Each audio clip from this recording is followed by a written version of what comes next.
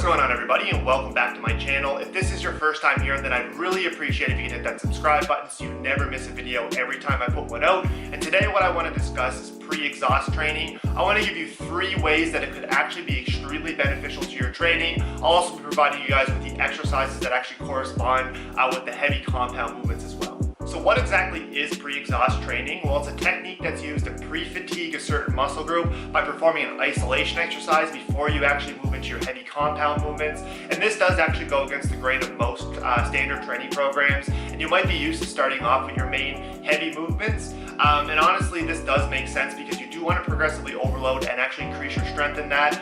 So with that being said, I guess why would you want to start off with pre-exhausting your muscle groups before actually moving into those heavy compound movements? And that's what I'm going to discuss today. 3 ways that actually make sense to why you would want to do so. So if you guys are ready, then let's just jump into those 3 situations.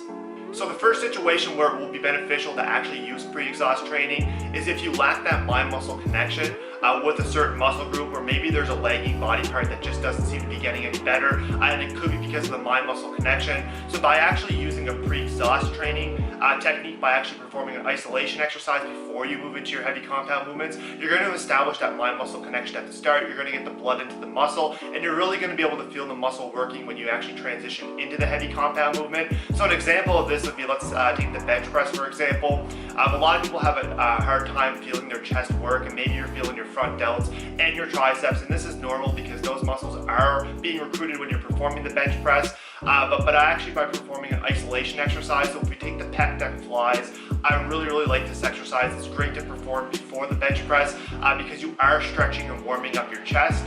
So it acts as a great warm-up, but keep in mind when you are performing the pre-exhaust exercise, you're not actually doing it as a warm-up. You actually are doing it as working sets.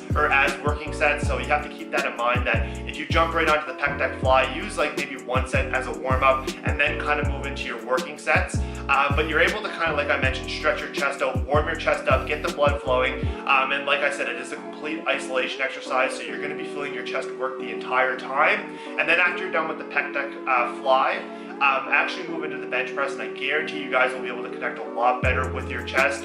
So if you are in that situation where you're finding maybe your chest is a lagging body part and you have a really hard time maintaining that mind muscle connection, there's no reason to kind of skip out on the bench press, because a lot of people might get discouraged because they don't feel in their chest and they might kind of shy away from it. I think by performing a pre-exhaust exercise and then moving into the bench press, I guarantee you guys will feel it a lot less in your shoulders and your triceps. And since your chest will be pre-fatigued, you'll be able to actually kind of feel the chest working because the chest is a larger muscle group than both your triceps and your shoulders. So actually pre-fatiguing it first does actually make sense, and you are going to be able to kind of set yourself up for less of an injury because a lot of the times if you don't warm up properly, then obviously you are setting yourself up for an injury. So I really like the pec deck for both as an isolation exercise to pre-exhaust your chest and as a warm-up as well. So now moving on to the second situation where pre-exhaust training is going to be extremely beneficial for you, and this is if you experience any joint discomfort. Personally, there's nothing worse than moving into your heavy compound movements and just kind of feeling it in your joints versus feeling it in your muscles. And I know when I used to work out in my early 20s, I never really used to experience this, and when people used to say that they feel it in their joints versus their muscles, I never really understood what they meant. But now that I actually just turned 30, I am kind of feeling some exercises. Some days are different than others, but honestly, some days I do feel it in my joints, and there's nothing worse than kind of feeling that, because you do have that in the back of your head. Maybe an injury could happen. So I think that if we take the example of squats, let's say that you need to actually work up to 315, and 315 is your working sets, but every time you do that, you do kind of feel something in your knee or your joints, and it just doesn't really feel right. So there's always a trade-off of actually moving up to 315 to get the working sets in, but also feeling that uncomfortable feeling in your joints and your knees. So I think that this is where pre-exhaust training is going to come in extremely beneficial. So if you take the exercise like the leg extensions, I think this makes for the perfect exercise to perform before squats, especially if you do experience joint discomfort.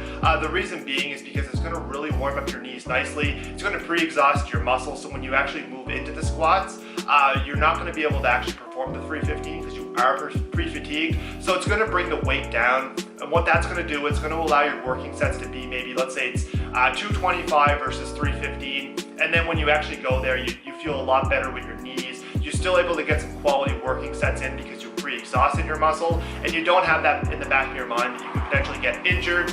And I know that when you do kind of feel some joint discomfort, that's the only thing you're thinking about when you're performing the set, and versus kind of having your mindset on just kind of feeling the muscles worked. So I think from a joint perspective, I think it makes 100% sense to include some type of pre-exhaust exercise before you move into the exercise. So I guarantee if you guys try this before your squats, perform 3 sets of leg extensions to really warm up the knees. And like I mentioned at the start with the first one, don't just treat that as a warm-up, treat that as working sets, so then you're able to kind of, like I said, the goal is to pre-exhaust that muscle. So when you do move into your squats, your weight's gonna go down for the actual weight that you use when you're squatting, but you're gonna still be able to get the same working sets and same quality sets in there, but you're not gonna be feeling that joint discomfort. And the third and final situation where I think performing a pre-exhaust exercise makes sense is when you're doing a deload week. So the goal of your deload week should be to prioritize recovery, and this normally means lowering the weight and lowering the volume to really make sure that your muscles are fully recovered and you're able to start your next training block or training cycle as fresh as possible. And I know personally for me, once you start getting into your heavy compound movements, if you walk into the gym and you're going to be doing deadlifts, it's very easy to be tempted to kind of say, you know what, I don't really want to do a deload week. I want to be able to load this as heavy as I can and perform my deadlifts. I think that temptation's there if you do start off with your heavy compound movements, versus if you go in and you kind of perform maybe a row exercise to pre-exhaust your lats and your back. I think if you perform that isolation exercise first and pre-exhaust your muscles, you're going to be less likely to want to go heavy, and you're going to be able to stick to your deload weeks. But I also think from a training variety standpoint as well, if you are used to going in every single week and starting off with your heavy compound movements, it might be a good shock to your body to kind of go in and try out some isolation exercises instead of always trying to tag them on at the end of your workout. So I guess it's kind of like reverse engineering your workout. Maybe go in and see how it feels to start your workout off with the isolation exercises and then move into your heavy compound movements. But like I mentioned with the deload week, if you guys do incorporate some type of deload week into your training, definitely give starting off with a pre-exhaust exercise or an isolation exercise a try, because you're able to kind of take it a lot easier. And then you, in terms of being able to be tempted to kind of overdo it, I think that it definitely decreases your chances to be tempted to kind of maybe go all in with deadlifts. So definitely give those a try, and those are my 3 situations where I feel that pre-exhaust training does serve a purpose.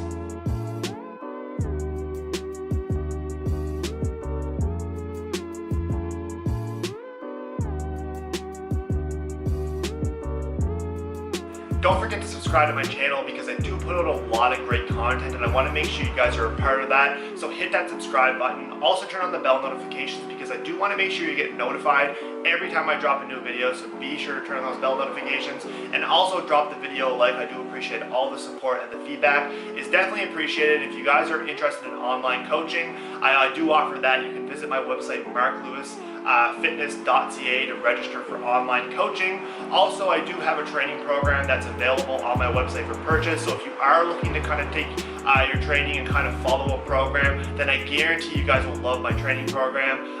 Once again, you can buy that on marklewis.fitness.ca. It's only $5.99, and honestly, it's a steal of a deal. So you can definitely check out my website for more details, and I'll catch everybody in the next one. All right, peace out.